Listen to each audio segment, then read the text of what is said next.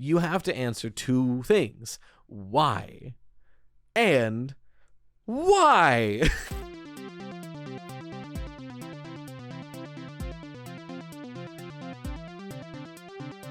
Ladies, gentlemen, and those with the good sense to do away with the whole notion, I welcome you to the premier audio medium for all your Fazbear entertainment needs. The Freddy Fazbear Pizza Podcast.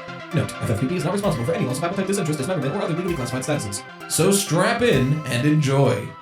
Hello, everybody. Welcome back to the Freddy Fazbear Pizza Podcast. I'm your host with the toast, Right Toast, here to talk about Five Nights at Freddy's like we always do. And we're just going to hop right into it. I don't really have a topic for today, so it's going to be another Oops All questions, starting off with another one of our Patreon submitted questions. Like I mentioned on the last episode, now that the Patreon is up and active, I will be answering the Patreon tier member questions first, and then going into the emails. We got two of those today, and then we'll be going into the emails. And if you want access to that, that's in the description. Thank you very much. I'll have like a proper ad probably this week for it. I don't know. Maybe. I think actually it would be last week it went up. I don't know. There's a podcast episode that goes into it as well. Anyway. Our first question comes to the Patreon from Momo. She/her, who writes, I was thinking about the Candy Cadet stories from Ruin and Help Wanted 2 recently. And to me, they seem like they could all be about the Murray family. And that leads to some interesting questions I'd like your opinion on. Sorry this is so long, but it's all connected, so I had to mention all three of them. Don't worry about a long question. Look, I've got another one in this that when we get to it, I'll point it out, but don't worry about a long question. If I think I need to read the whole thing out loud right now, I will. And if it's like, if I can summarize it, then I will. That's all. Don't worry about it. But since, like you pointed out, we're going over all three stories, we do kind of need to go through all the whole thing.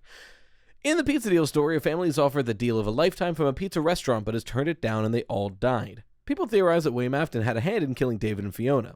But what if he tried to kill Edwin as well? We have no evidence that I know of that M2 caused the explosion, just that he refused to help when Edwin was injured. Could Afton have set a bomb or sabotaged the lab to kill Edwin so he'd get MCM and M2? The Ruin story has a monster in the basement that mimics the mother's voice and tricks a boy into letting it out.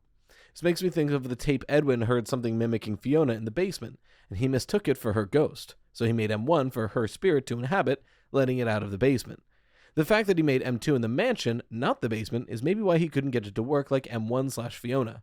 The White Tiger and Moon Man are even more instances of something clearly supernatural in the basement, mimicking someone who died. And the Moon Man even sings a lullaby like in Crying Child's story. Could there be something sinister inhabiting this particular plot of land? Not Crying Child. Sorry, I saw Cece. I'm so used to that. Candy Cadet's story.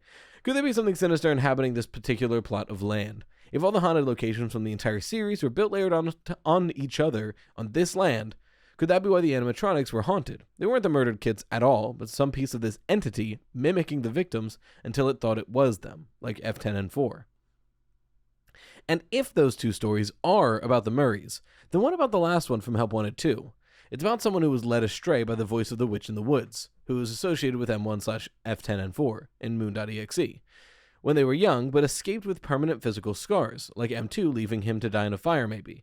They come back with age and experience to get revenge, but are led into a trap by a child working with the witch.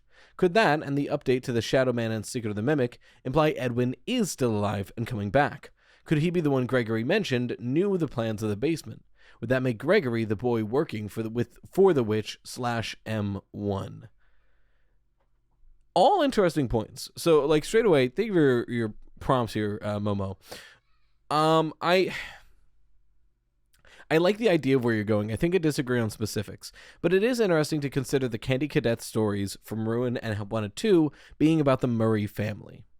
I think Help Wanted 2 is a definite. Ruins, I think I hesitate on. So let's go through the definites. Pizza deal. I think that's a great point. So like you said, it's a family is offered the deal of a lifetime from a pizza restaurant and turn it down and they all died. Now, we know that Murray takes on the contract from Fazbear. But, you know, in essence, there is a deal of a lifetime being offered by a pizza restaurant and the entire family dies. So, like, there's clearly some kind of connection here. I would think, I wouldn't doubt if maybe before the contract, and this might be a hint towards that, possibly before the contract, William Afton already offered to buy out the restaurant. Essentially like, hey, you're in dire straits. I'm more than willing to buy your company if you work for me.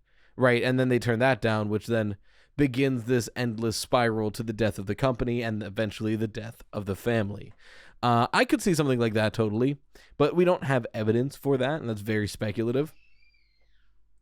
As far as could William Afton be the one who sabotaged the office, I feel like the tape pretty clearly establishes that it was M2. Or at least it was Edwin's own hubris, because, the tape starts.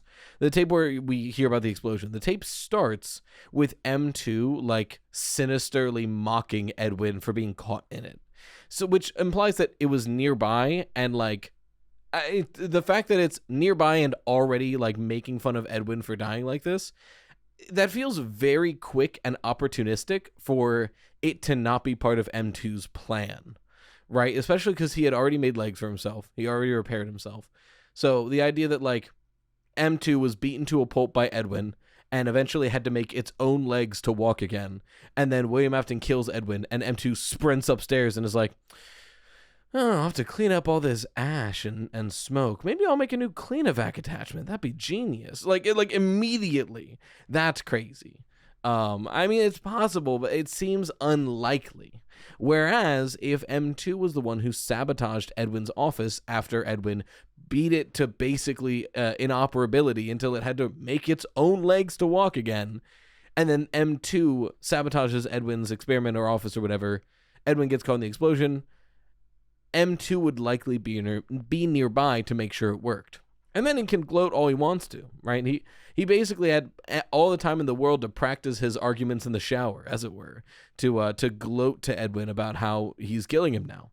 So I think it makes much more sense for M2 to have killed Edwin. Not to mention, seemingly William Afton wanted Edwin alive, because Edwin is a genius inventor at the end of the day. He's not, like, great at coming up with ideas, but he's good at coming up with technology, clearly, so, and it seems like William Afton wanted that expertise, which is why he was letting Edwin stay with the company in the buyout deal, right? The buyout deal of, like, your company has fallen under, I will buy it all up. You can remain a worker here. You can have a high position. You can keep your house, but I'll own the company and all of its assets. Why would he offer that if he was just going to kill Edwin? Like that seems like a conflicting motivation. Now, I guess you could say maybe he wanted to make sure Edwin would, like, either go with the deal, or since the deal was in place, it assured that it would go through because Edwin's now dead. Maybe, it's possible. But it just seems like it's overkill in a way that does not benefit William Afton, but does put a lot of significant risk if he gets caught, So, talking about a pizza restaurant offering a deal of a lifetime, it might just be that buyout. And this might be the hint that Edwin Murray refused the buyout and then later dies from M2. And then all William has to do is say, well, we were in the process of this, so I guess we'll go through with it, And I guess there is the argument to make that at that point, maybe there is a motivation for William Afton doing the murdering. Like offering the deal of a lifetime. Your business has fallen apart and is fully bankrupt. I'll buy it and let you stay as a worker there and keep your house. That is, look, William got him there. William pushed the company to that brink. It was already on the way out. William accelerated it. But to be fair, it is a very good deal. Like, if I'm the CEO of a company and it's bankrupt and it's failing and it's about to go under, and some guy goes, I'll buy up the company, I'll let you keep a high position, and I'll let you keep your house for free, I say yes to that. I like that. That's a good deal. So, the idea that Edwin refused that deal, and then, now William has to go to drastic measures and kill Edwin to make sure he gets it. It's possible. It is possible. But, I don't know. I feel like that's it's still very I feel like that's out of character for William Afton at this part in the timeline. I really think at this part in the timeline, William Afton is just a seedy businessman. I don't think he's necessarily a murderer yet. Which is similarly why I don't think that he killed David or Fiona. Which maybe I'm on the minority opinion on that. I don't think I am. I feel like most people agree with that. But the idea that, because there are arguments to be made of William Afton killing David and Fiona. Or at least participating in it, killing David by hitting with a car, or killing Fiona by sabotaging Fall Fest. Like, these are possibilities, but I don't see any clear motivation why. Like, why would William Afton bother killing David? Why would William Afton bother killing Fiona? Like, there's unless he's just always been a guy who likes killing, which is kind of a lame motivation, frankly. I just don't see any reason for him to be going after them. Let alone, like, and there's at least a motivation for Edwin. But again, at this point in the timeline, he hasn't killed anybody. So, at least for the first murder, I feel like we need a much stronger motivation than just cuz. Or just because he said no to the deal. Because here's the real thing. This buyout was mercy for Edwin. Because, yes, William Afton was the one adding on the shit to the company and helping it accelerate its bankruptcy. But Edwin was doing just fine ruining his own company before William Afton came along.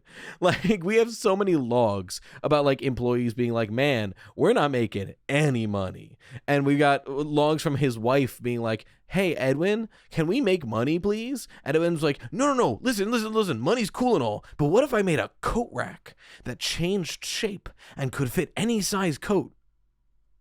Like hangers, like, like, there's so much in this that, like, Edwin was already not a great businessman. So William Afton accelerated the collapse of this company, but Edwin Murray would have collapsed it himself very soon anyway. So all this to say, you could always say, well, Edwin Murray refused the deal, so William Afton killed him so that he could get the company anyway. Sure, but I think the more likely option is William Afton makes this deal for Edwin Murray. He refuses. Okay. William waits a month. Murray's costume manor goes fully bankrupt, and then he buys up the plot of land anyway. Like, he really just wanted to retain. I would not doubt if the reason he made that deal is because he also did genuinely want Edwin Murray on the engineering team, because Edwin Murray is good at making robots. He made the Mimic, which is like one of the most technologically advanced robots in history, and he made it in the 1970s. So, like, clearly Edwin Murray is talented at this. So I genuinely think the deal was to retain Edwin Murray, not just MCM. MCM would have gone bankrupt within a month, maybe a week, and he could have bought up the scraps and the corpse of the company then. But he bought it up early, specifically to retain Edwin Murray as an employee. So I really don't see the motivation in killing him. That's just the first story. Oh, man. Okay, there's a lot to talk about here. All this to say, I would think the pizza deal story is more general. It's less, the family refuses the deal of a lifetime from a pizza restaurant, and then they get killed for it. I think it's more so William Afton is offering him this deal to buy up his business. He said no, and also the family fully dies. Because David and Fiona are both dead at this point in the timeline, and Edwin is killed by his own creation, probably within the week after declining the offer. So that story, like we were saying, like I said at the beginning of this question, that story does feel very much Secret of the Mimic coded. I said the Ruin story I don't think is the FNAF one, but genuinely, let's talk about that one. So the Ruin story has the monster in the basement that mimics the mother's voice and sings a song to a boy, which lets it out. Okay. So to be fair, you can fully 100% make the argument that this is about M1 and like Edwin Murray and all that. Like, you can fully make the argument that, because in Secret of the Mimic, Edwin thought, like you point out, he thinks he hears Fiona. He brings down a one of the helper cassette players, and gets Fiona's voice again and is convinced like her spirit is down here and makes M1. So I agree with you that that is a 100% valid way to take the story. But for me, it's an Occam's razor situation. You know, I think Occam's razor, right? Is that the most obvious solution? Is the yes, Occam's razor. The most usually the most obvious answer is usually right, or in according to Wikipedia, searching for the principle that recommends searching for explanations constructed with the smallest possible set of elements. So again, and this for me, this is an Occam's razor situation where you can make that argument as 100% valid and there's evidence to back it. But we hear this story about a monster who mimics the voice of somebody else to trick that other person into letting them out of a basement. On the way down to the basement in Ruin, where we'd been listening to the voice of a monster pretending to be somebody else in order for us to let it out. And then we end the game by letting it out because we heard the voice of a monster pretending to be somebody else. You know what I mean? Like, I think it is 100% valid to make the argument that this story could very well be about the Murray family. You know, Edwin Murray hearing the voice of Fiona on the tapes and then making the mimic, and in that way setting the mimic loose. But also, again, I can't get over the fact that, you know, it's a boy hears the voice of somebody else and lets out a monster because of it, and we hear the voice of Gregory and let out a monster because of it. I think that's very, to me, especially because to the average player who is not reading the books, Ruin is the introduction to the mimic. Ruin is the first time we ever see the mimic. If you have not read the books, if you're not keeping up with the greater lore, that's the average player's introduction. So to me, Candy Cadet in Ruin is serving a purpose to explain kind of what the mimic's deal is as we're getting there subtly. You know, because if you're just playing the game and you get down there, you can piece it together. That cutscene of I'm Gregory, that cutscene helps a lot. But if you are still confused, the Candy Cadet story gives you that frame of reference where it's like, okay, that's weird. A story about a monster pretending to be somebody else to be let out. That's kind of strange.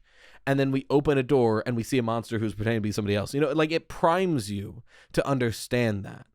So I think that's what that story is for. I think that's what that story is doing.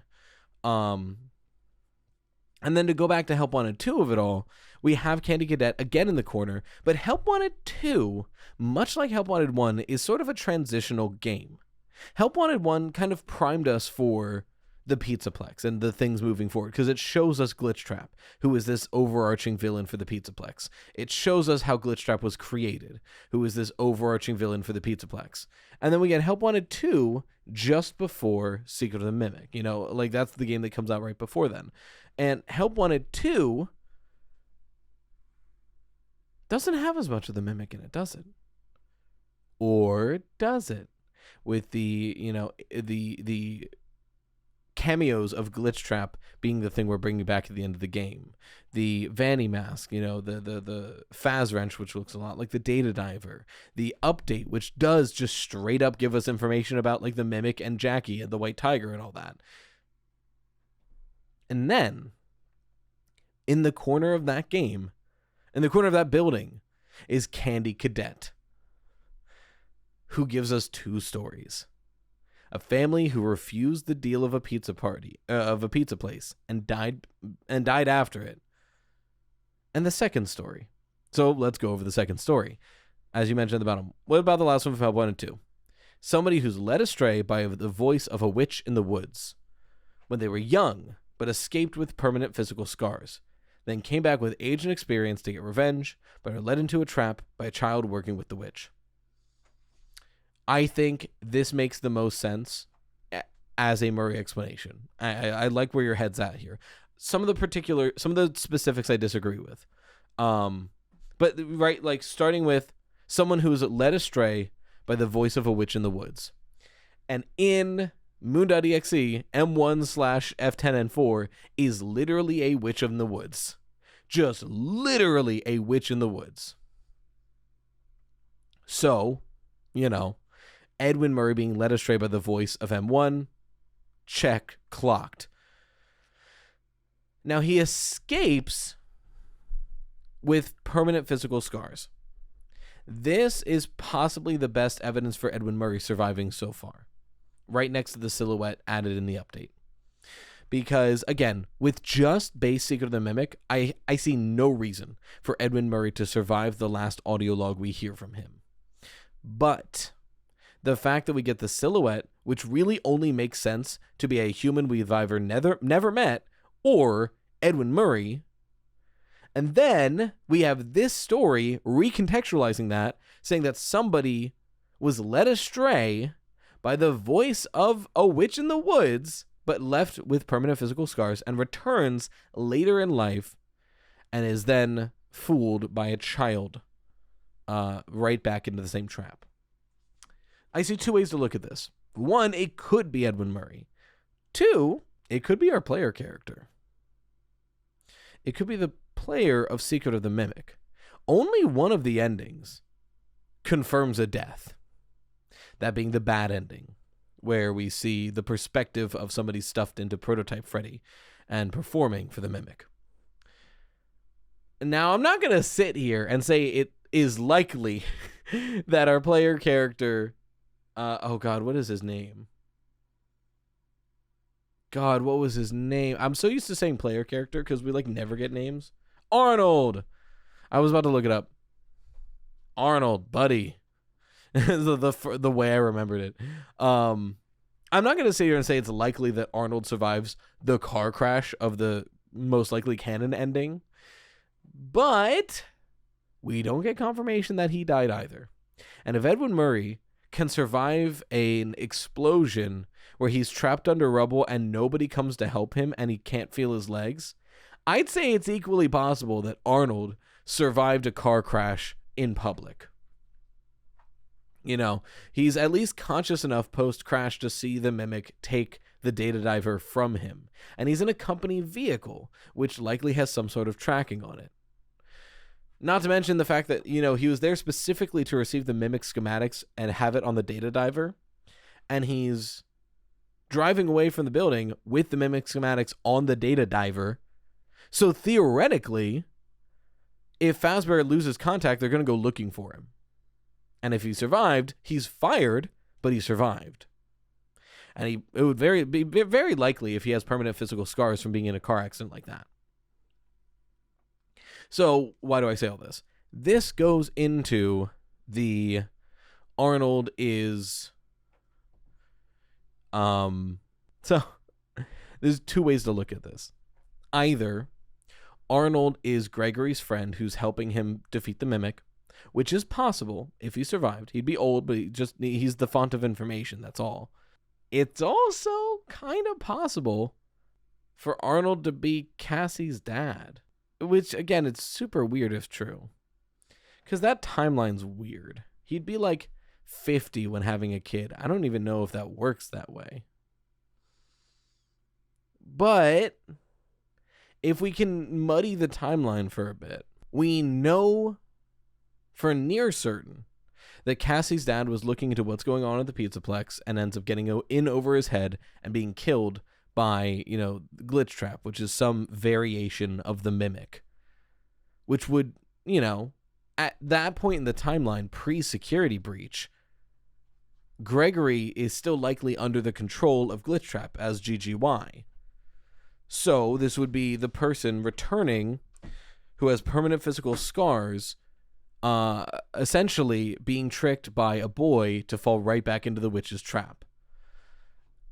I mean, or if you even want to go with the explanation I've heard before, I forget who said it. Somebody else said it. Don't give me credit for this. Oh, was it She's Always Nervous, maybe? Somebody else had the idea that the boy in the woods is Helpy. Because throughout Help Wanted 2, Helpy is like, make sure you collect those presents, and that's what brings back Glitch Trap, which is another brilliant way to take that. So like all of this,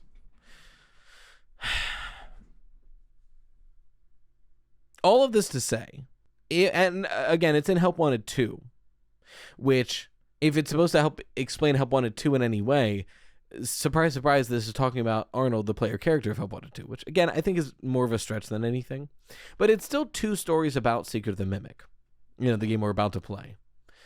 You can make the argument it's Edwin or Arnold. I think Arnold is technically more possible, but I think Edwin also is probably more story satisfying, because we don't know that much about Arnold besides the fact that he's really tired, whereas like we know a lot more about Edwin, and he needs to be like Edwin is kind of a piece of shit, so giving him like a redemption arc would be nice, because like at the end of the day, Arnold didn't do anything wrong.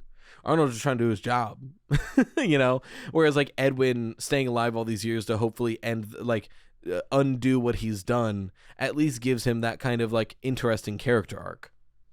But yeah, Momo, I think you're spot on with this. I'm probably gonna make this a full video because there's a lot to talk about here. I mean, the fact that we've done one question and we're 26 minutes in. But thank you for your question. And our last Patreon question for today is from Jazz. Now, I mentioned, don't worry about writing too long. If it's too long and I don't think I need to read it out, I'll summarize it. This is one of them. Jazz's question, him, starts with, I was just trying to get your opinion on the likelihood or possibility of the following theory I made. I know it's very long. Sorry, I'm not good at writing short. None of us are. We're FNAF theorists. Don't worry about it. I think I may have figured out the motivations behind William's killings. So, Jazz's theory, it's, I'll put it, remind me if I don't. I'll put it in the comments if you want to read out the whole theory. It's a very good theory. Is essentially going into the motivations behind the MCI and like why William did that, what the victim, like how the victim selection process goes about. And essentially, and again, I'm very much paraphrasing here because it's a long theory. I don't want to fully read out, but it is very much worth discussing, is that sort of as revenge for, it was, similar. There's always been the theory that like the bullies are the MCI victims, but that's not true. It seems very unlikely because we know that like Oswald's dad is seemingly the Freddy bully. Cassie's dad is seemingly the Bonnie bully, so on and so forth. But this theory riffs on that in the fact that it could be the bullies' younger siblings. So it goes into the high school, the high school day, Toy Chica, the high school years. That's what it is. And about how Toy Chica, this is the William allegory for the MCI. In those cutscenes, it seems like Toy Chica is doing extensive planning and extensive research on these victims. And we see the one parallel with Susie, where it's like William Afton knows that Susie's dog is dead. How would he know that a random girl at the pizzeria's dog is dead? Well, seemingly the FNAF 4 bullies are Michael's friends. And if Michael has a group of friends, it could very well be likely that William Afton knows about those friends and their families. So it could be that revenge, but revenge in a way that makes them feel a similar pain. Now, I want to be clear. Jazz doesn't, and I'm not, and Jazz doesn't imply will care via this theory. William is a sick, torturing psychopath in this theory, as well as he should be. This isn't like, you've killed my son and now I'm evil because I cared and loved about him so much. No. This is still just, evil, petty revenge that William Afton is doing. But, Michael's younger brother died. And that's a specific pain. And to get back at these bullies, it'd be one thing to kill them. It'd be another to have their younger siblings die, have their families go through that same feeling. And as is pointed out by Jazz, a bit of irony is to put those younger siblings in the mascot suits that the bullies liked so much. I mean, they were wearing masks of them. So this is a really interesting take on this. And I wanted to bring this up because, the motivation for the MCI is always a big question. And it really depends on where you put the MCI in your timeline. I have always been a fan of putting the MCI after the bite of the crying child, but before Elizabeth or Charlotte. Right? Is that how I usually have it? God, it's so messy all the time. No. I typically did Crying Child, Charlotte, MCI, Elizabeth, I think. It depends on when you ask me. But depending on where you put the MCI, often denotes the motivation. If Elizabeth Afton happens before the MCI, then a lot of people would argue that, like, okay, using animatronics to get Remnant didn't work, I'll get Remnant myself. And this is a informed killing. This is trying to do possession. But then you have to ask the question, why did he make Fun Times in the first place if Elizabeth is before the MCI? Because the other argument is the MCI didn't work, let's try doing this en masse with the Fun Times, which I think makes more sense. And then you have Charlotte, who goes on to possess the puppet. But Charlotte is also a question mark because her death is very public. She's left out on the street. And her death seemingly happened at a Freddy Fazbear's. Now, if her death happened at a Fredbear's, the timeline is a bit more cohesive. The crying child dies in a bite at Fredbear's, and then Charlotte Emily is killed at Fredbear's, and all the bad PR shuts down Fredbear's for good. But the Five Nights at Freddy's Ticket to Fun activity pamphlet had that specific mention that the security wristbands are for Freddy Fazbear Pizza locations. And on that page, you can UV light it, and it shows you Charlotte's sprite. To me, that's pretty solid confirmation that Charlotte died at a Freddy Fazbear's Pizza, not a Fredbear's. So then, the question is, well, Charlotte was also being protected by a security puppet. Okay, was the security puppet implemented after the MCI in an attempt to keep the restaurant open? Possibly. There's a lot of ways to look at this. So I bring this all up because all of these determine what order things come in, and the order helps you to determine the motivation behind these events. Most people put the Crying Child's bite first because that's the one that requires the least amount of prerequisites, right? The Crying Child's death is a freak accident due to bullying from his older brother. There is no prerequisites for that. All that needs to happen is that Fredbear's exists. So the Crying Child bite first, very common. It's what I think. If you put the MCI immediately next, you have to answer two things. Why? And why? Because the MCI is such a strange thing. William Afton goes and kills 5 children and stuffs them into the animatronic suits. And it doesn't seem to be the bullies. So it's like, why did he do that? Was he just angry? Does he know about possession already because of it? It's hard to say. So this is one of the better theories I've heard for putting the MCI second in the event order of the early timeline. That being that it is revenge for what happened to the crying child, but a specific revenge that targets the younger siblings of the FNAF 4 bullies, which could explain why the bullies that we have met so far are so emotionally impacted by this, that they've held on to these masks for so long, but tucked them away not to be seen. Oswald's dad still has the Freddy mask. Cassie's dad sees a Bonnie mask and is immediately thrown back there. And it might not just be because they accidentally helped the death of a child, but because after that, their own younger sibling went missing. And in their hearts, they can't separate that. I like this a lot. I think it's a very solid theory. Again, I'll put the full thing in the comments. If it's not there, at me on Twitter or be loud in the comments and remind me. I might. This goes up 2 weeks from now. I might forget. But Jazz, thank you for your question. So we're going to move on to email questions now. If you want your questions answered on the podcast and you're not on the Patreon, you can still send them into Freddy Fazbear Pizza Podcast at gmail.com. It's in the description, copy and paste, because it's a pain to type out. But our next question from the email comes from Alex, him. I'd like to know your opinion about the existence of the spirit world and the Flipside in the FNAF universe.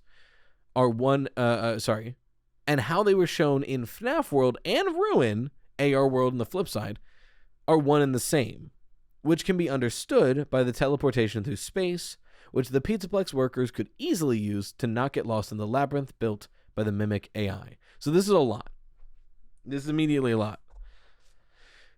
I hesitate to include the AR world with this, but the flip side is really interesting.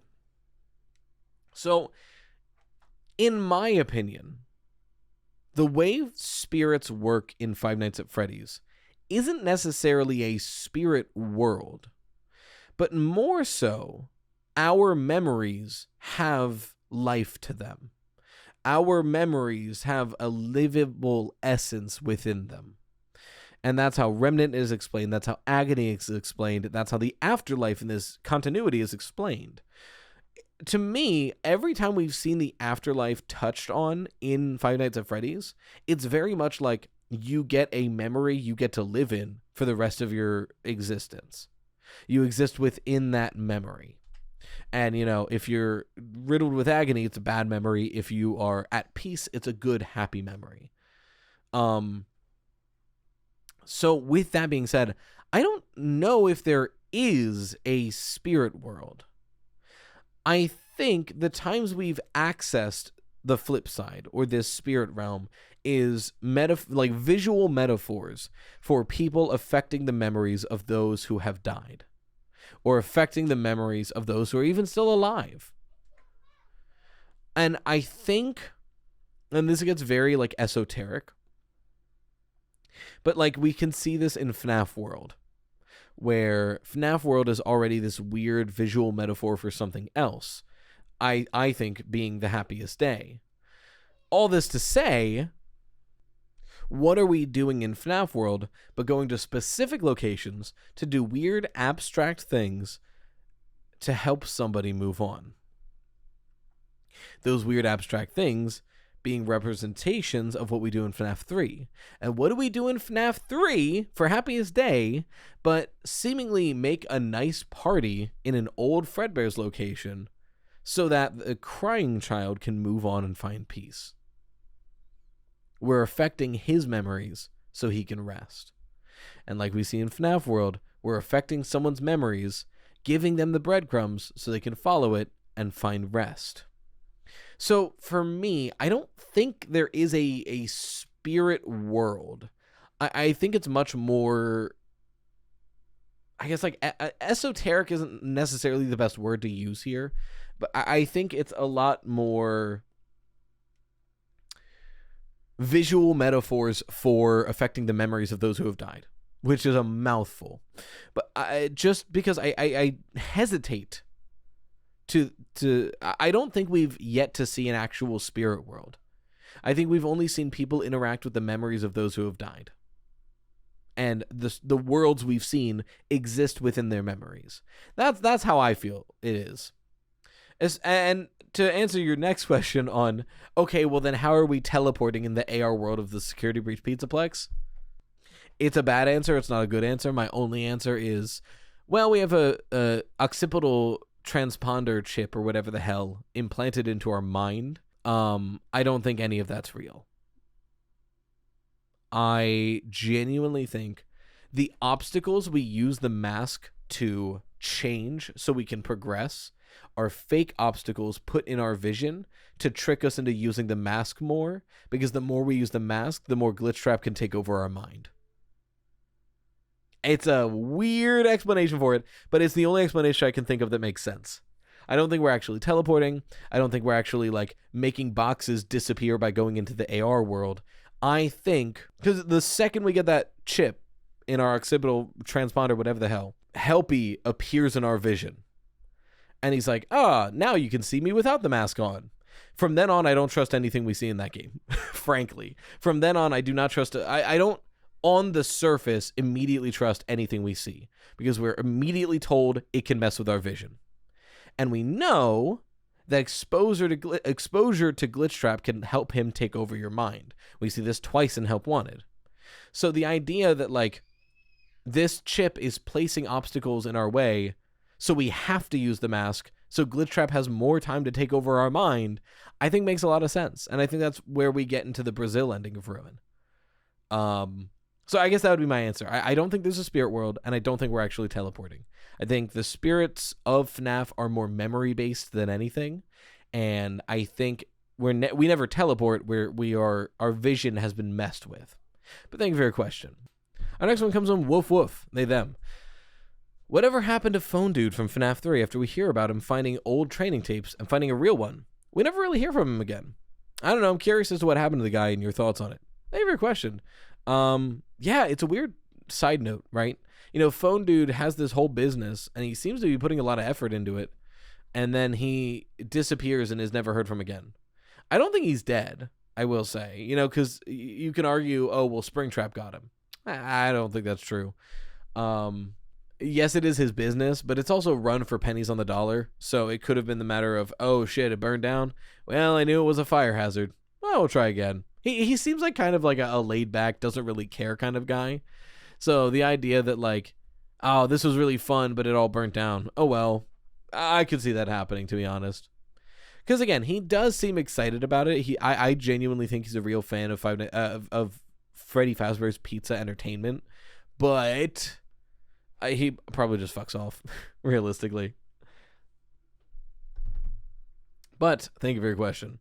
Our next question comes from Roxana, they them. What do you think Jake's role would be if the Stitch Wraith Stingers became canon to the games? Usually when people talk about the Stingers, they talk about Andrew's role, like if he does UCN, and if he's the Vengeful Spirit. But Jake was also a huge impact to Andrew's story and character. I feel it's unfair that he's casted aside, so I've always wondered if maybe he'd have a big role too. Or would his role only be what we see in the books? I'd like to know your thoughts. You know, it is interesting that Jake and Andrew are both there, because you're right, Jake has arguably a larger role in the books than Andrew does.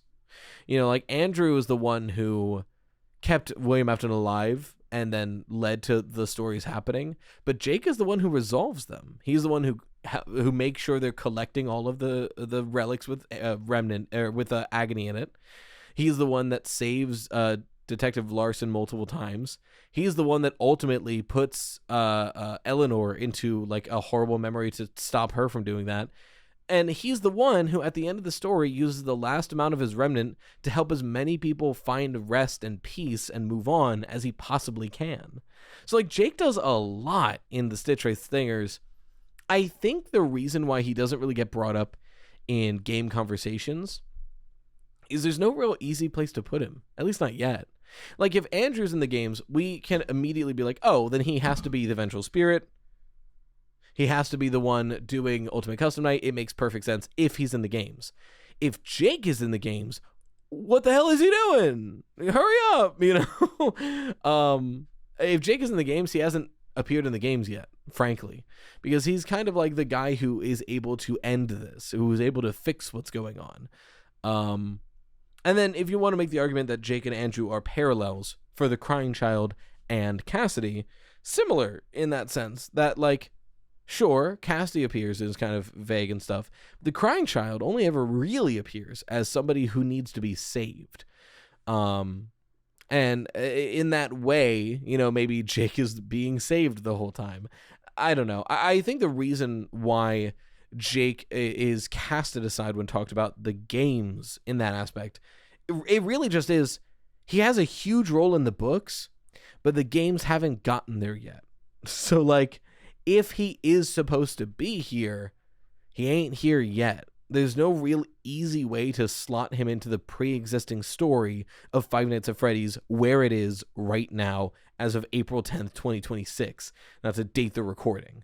So that'd be my answer for that. I think if he's anywhere, it's to come. He's not here yet.